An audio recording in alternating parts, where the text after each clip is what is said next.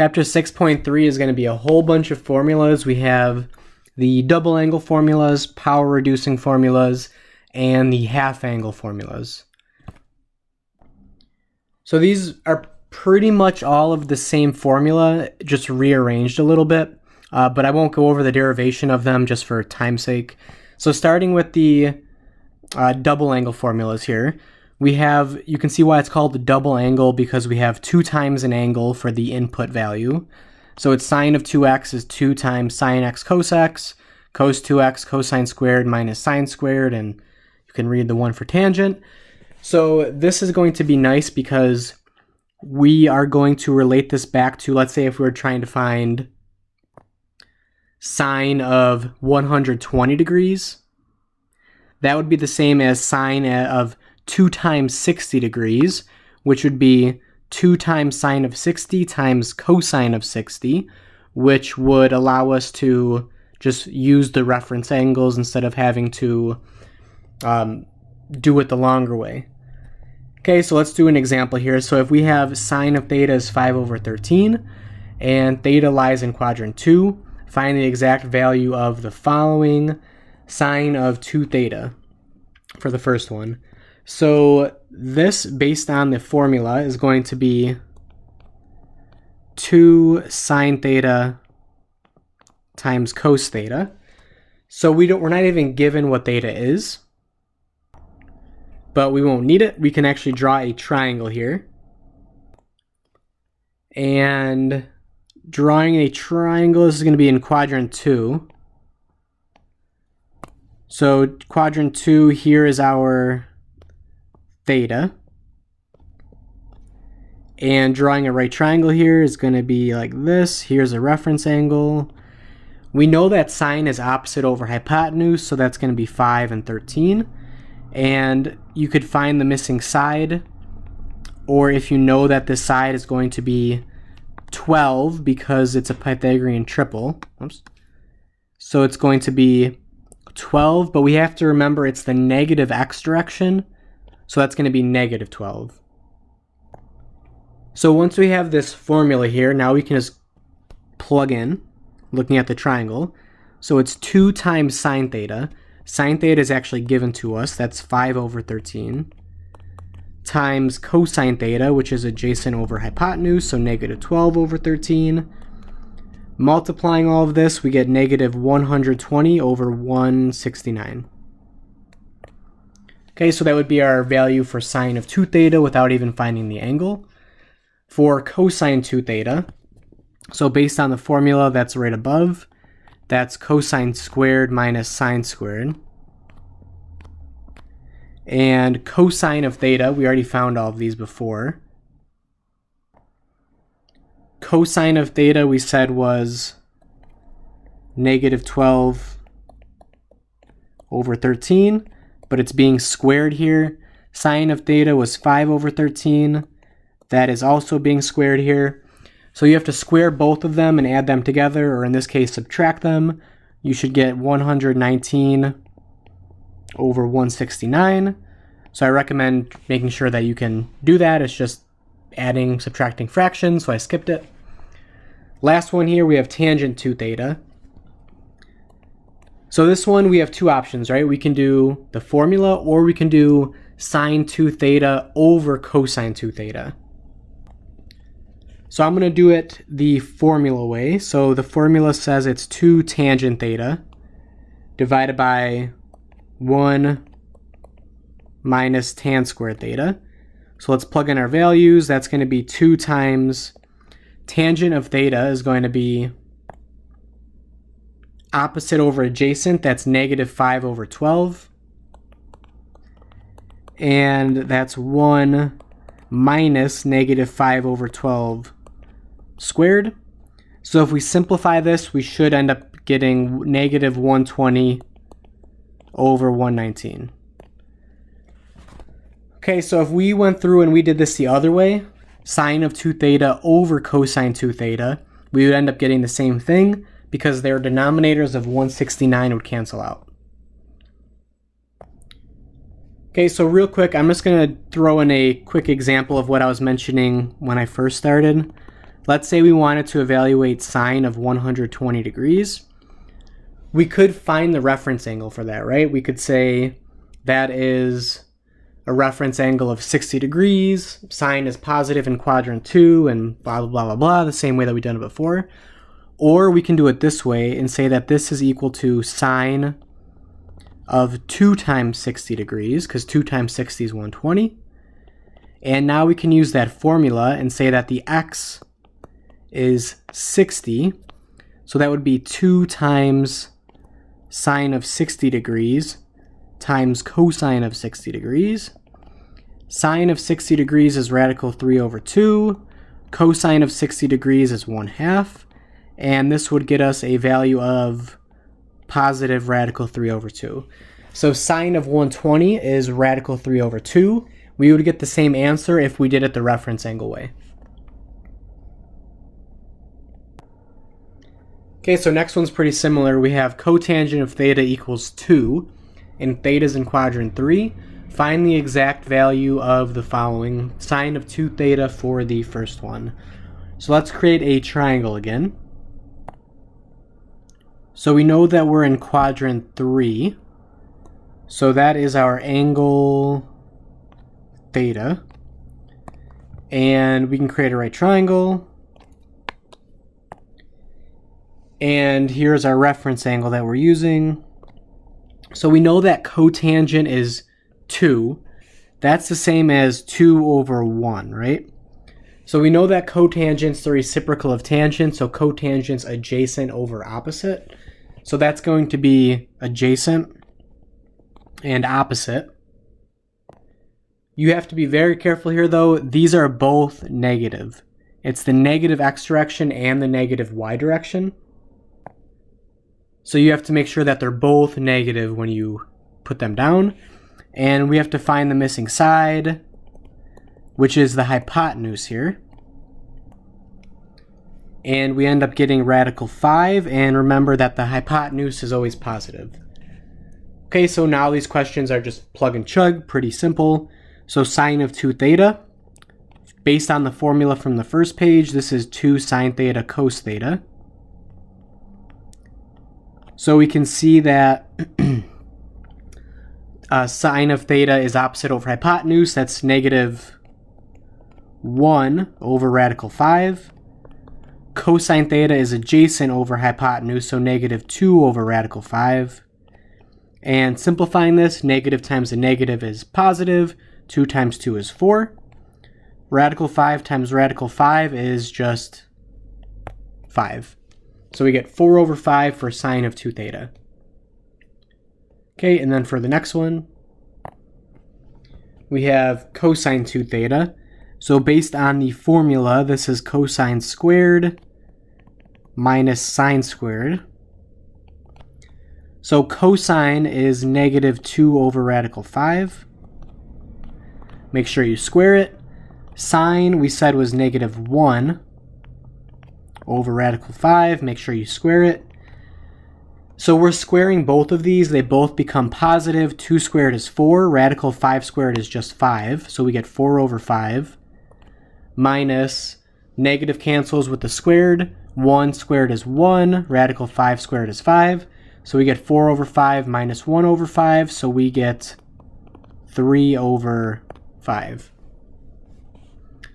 And lastly here, for tangent of 2 theta, we can either use the formula or we can use sine of 2 theta over cosine 2 theta. Let's just use the formula again. So this would be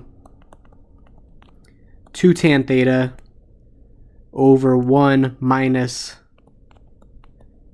tan squared theta. So it's going to be 2 times, so tangent of theta here, based on the triangle, is going to be opposite over adjacent. So that's going to be negative 1 over negative 2. So just 1 over 2. So this is going to be 2 times 1 over 2 over 1 minus 1 over 2 squared. 2 times 1/2 is 1. 1 over 1 minus 1/2 squared is 1/4. So in that denominator, it's going to be 1 minus 1/4, which is 3/4. And we get 1 divided by 3/4. So that's just going to simplify to 4/3. So that would be keep, change, flip. 1 divided by 3/4 is the same as 1 times 4/3, which is just 4/3. Okay, if you did it the other way with sine over cosine, you'd get the same thing.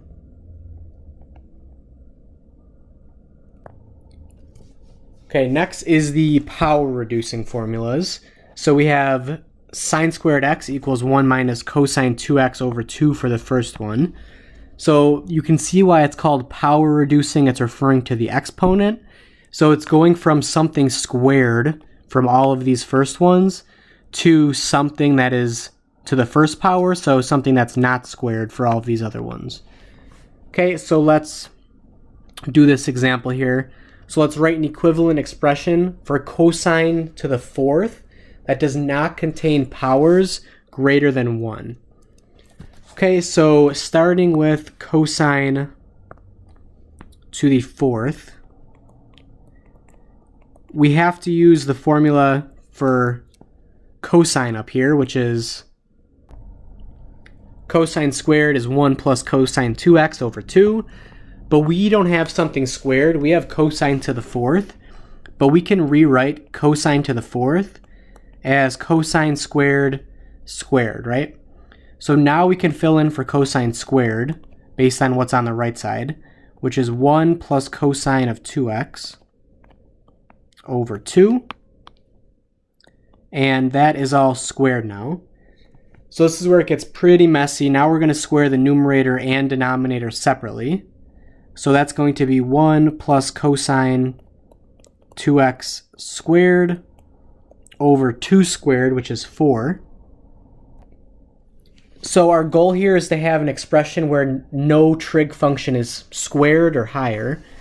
If we FOIL out the numerator, 1 plus cosine 2x times 1 plus cosine 2x, we would end up getting 1 plus 2 cosine 2x plus cosine squared 2x all over 4. And we need to take care of this term still. That term still has a squared on it. So we need to use this formula again. However, for this formula, this is cosine of x. This is cosine of 2x. So we have to adjust this formula a little bit. So instead of cosine of x, we have cosine of 2x, cosine squared 2x.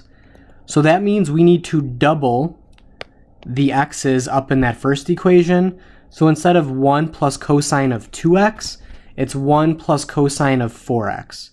We had to double the 2. We had to double it here because we doubled it here from the original one.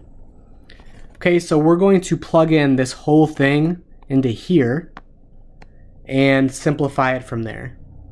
So this is going to become 1 plus 2 cosine 2x plus 1 plus cosine 4x over 2. And all of this is still divided by 4. So we just have to simplify this now. None of our cosines here have a degree higher than 1 on them, so we're good. We just have to simplify it. So simplifying this numerator a little bit, I'm going to give each one of these terms in the numerator, each one of these 3 terms its own denominator of 4. So it's going to be 1 over 4 plus 2 over 4 is 1/2. So that's going to be cosine 2x over 2. So that was from this middle term, 2 divided by 4, 2 in the denominator. And then we're going to have this last big term divided by 4. 2 and 4 are both going to be being multiplied in the denominator. So that's going to give us a 8 down in the denominator. Okay, so we can simplify this a little more. We can write this as 1/4 plus 1/2 cosine 2x. I'm going to give that 8 denominator to both terms in the numerator, so 1/8 plus 1/8 cosine 4x. And lastly, I'm going to combine like terms. We have 1/4 plus 1/8.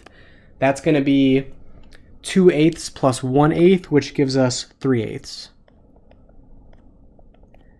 So it's 3/8 plus 1/2 cosine 2x plus 1/8 cosine 4x. Okay, so based on this formula from this page, cosine to the 4th power equals that whole nasty thing. Okay, so that's pretty much all we're going to be doing with that for now. So on to the big one here with the half angle formulas.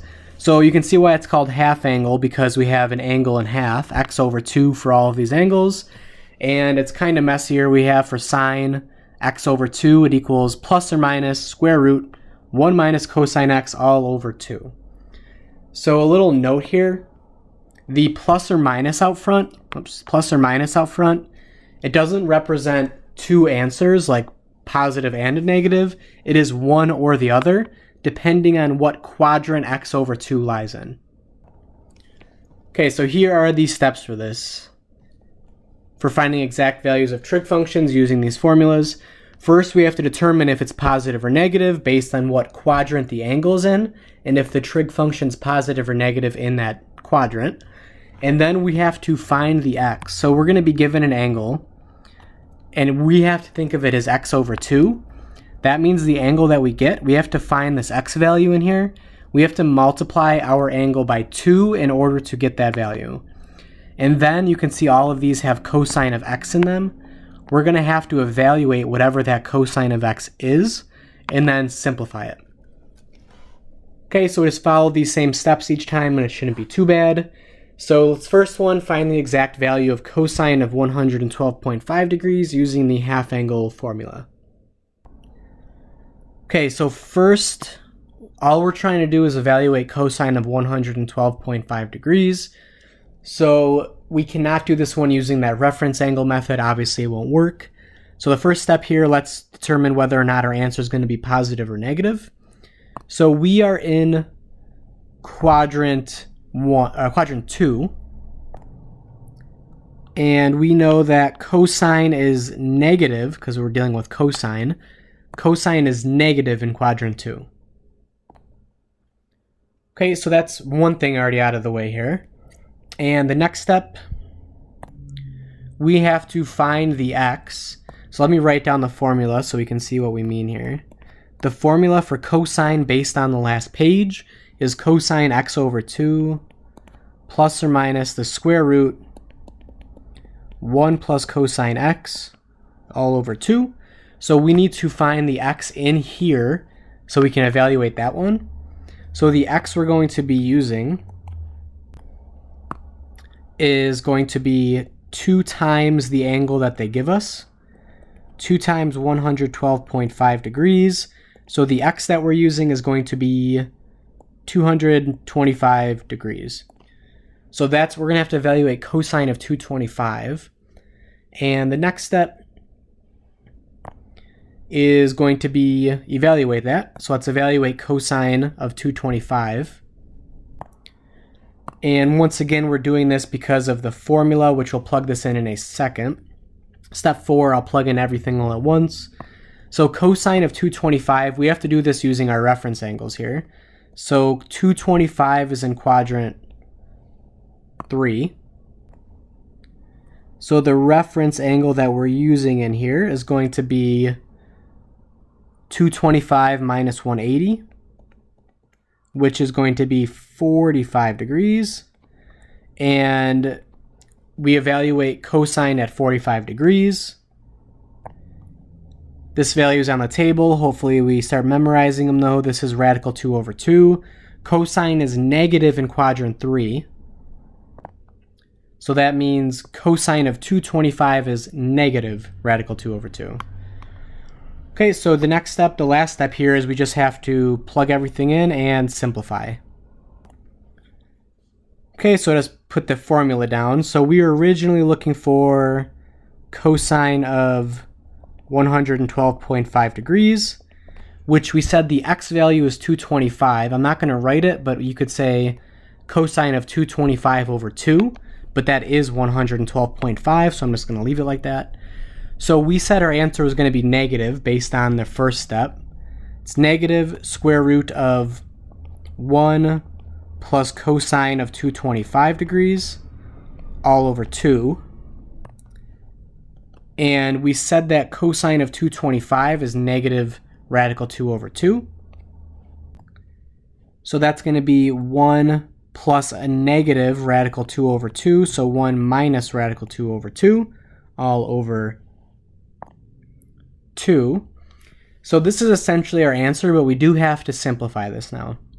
So it's going to be, what we want to do is multiply this numerator, the whole numerator, by 2, and the denominator by 2, because we don't want a complex fraction. So it's going to be negative. So what we end up getting here is 1 times 2 is 2. Radical 2 over 2 times 2 is radical 2. Denominator, 2 times 2, we get 4. Last step, I'm going to square root the numerator and square root the denominator separately. And the square root of the numerator, I'm just going to leave like this, because it's super messy. Square root of 4 for the denominator is 2. So cosine of 112.5 degrees is negative square root of 2 minus the square root of 2, all divided by 2. So pretty messy, but if you follow these steps each time, it's pretty repetitive. So let's do a couple more here. So find the exact value of tangent of 7 pi over 8 using this formula. So first, let me just write down what this formula is. Tangent of x over 2 is plus or minus the square root of 1 minus cosine x over 1 plus cosine x. So let's do these same steps here. So step 1, determining whether or not our answer is going to be positive or negative. 7 pi over 8 is in quadrant 2, and we know that tangent is negative in quadrant 2, so our answer is going to be negative. Okay, so real quick, if we try to do this a reference angle way, the reference angle here would be pi over 8. So we would say let's try to evaluate a tangent of pi over 8. However, pi over 8 is not one of our nice reference angles that we use, so we couldn't do it that way. So we have to do it this way. Okay, so step 2, let's find x. So we need to find the x value that we're using because we have to actually use this value in the formula. So it's going to be 2 times the angle that we're given. So that's going to be 2 times 7 pi over 8. So that's going to be 14 pi over 8, which simplifies to 7 pi over 4. I'll write that first one down. So 14 pi over 8, which simplifies to 7 pi over 4. Okay, so the next step, we need to evaluate cosine of 7 pi over 4, because that's what we're going to be using in this formula. And once again, we're going to do this a reference angle way. So this is going to be in quadrant 4. So there's 7 pi over 4. Here is the reference angle. Since we're in quadrant 4, it's 2 pi minus our angle, which gives us a reference angle of pi over 4. And now we're going to evaluate cosine at pi over 4. So this will be radical 2 over 2. And since we are in quadrant 4, we know cosine's positive in quadrant 4. So that means cosine of 7 pi over 4, which is what we're looking for, is just positive radical 2 over 2. Okay, so now let's just rewrite this formula down. Well, first let me just write cosine of 7 pi over 4 is radical 2 over 2. And now let's write the formula and simplify for step 4. Okay, so we said tangent of x over 2 is plus or minus 1 minus cosine x over 1 plus cosine x. And let's start plugging everything in here. So we were looking for 7 pi, tangent of 7 pi over 8. We said our answer was negative because tangent's negative in quadrant 2. And it's going to be negative square root of 1 minus cosine 7 pi over 4 over 1 plus cosine 7 pi over 4. And we can just plug in the value that we got. So that's going to be negative square root of 1 minus radical 2 over 2 over 1 plus radical 2 over 2. And we need to simplify this a little bit, clean it up by multiplying both of the numerator and denominator in here by 2. So that numerator is going to become 2 minus radical 2. That denominator is going to become 2 plus radical 2. And just leave it just like that. And that's our answer. So it's tangent of 7 pi over 8 equals negative square root of 2 minus radical 2 over 2 plus radical 2. Okay, so pretty messy again. So let's do another one. So we want to find the exact value of sine of 22.5 degrees. So the formula for this one is sine x over 2 is plus or minus square root 1 minus cosine x over 2. And let's do these same steps now. So first step, we want to determine if it's positive or negative. So 22.5 degrees, that is in quadrant 1, right? So everything is positive in quadrant 1, so sine is positive in quadrant 1. So we know our answer is going to be positive out front.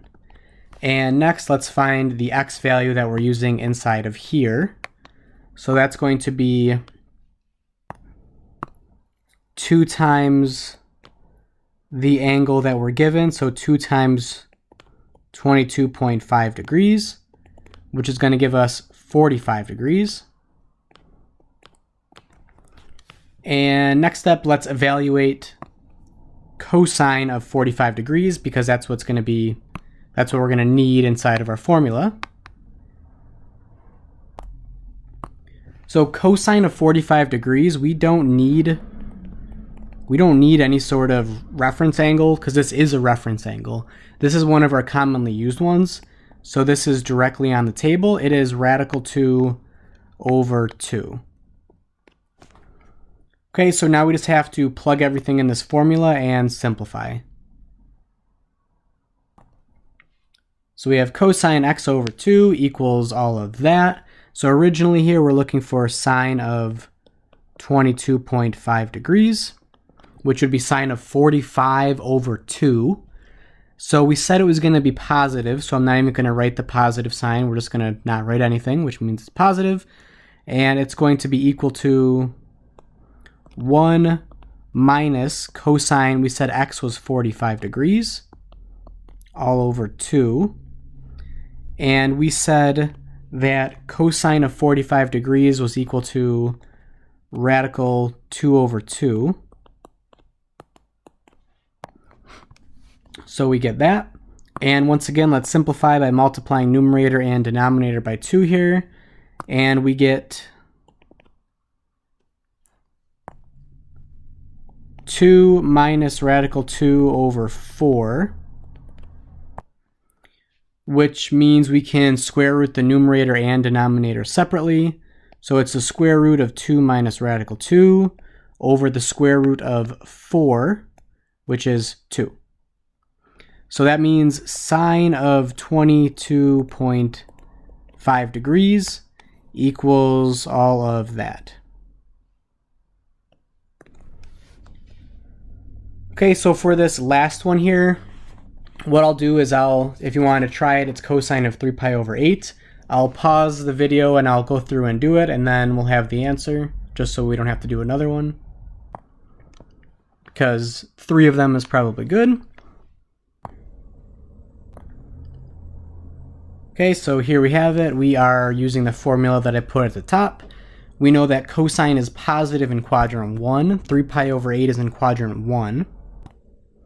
So we know our answer is going to be positive. The x value we're using is 2 times 3 pi over 8, which simplifies to 3 pi over 4. We evaluate cosine at 3 pi over 4. We have to use the reference angle over here. We end up getting it's negative radical 2 over 2. And then we plug everything in and simplify. So we know it's going to be positive because we said it was going to be a positive answer. We're plugging in cosine of 3 pi over 4, which was negative radical 2 over 2. And then we just have to simplify it. We end up getting, right down here, cosine of 3 pi over 8 is radical 2 minus radical 2 over the 2. Okay, so pretty much these same exact steps each time, and it shouldn't be too awful. So that is it for 6.3.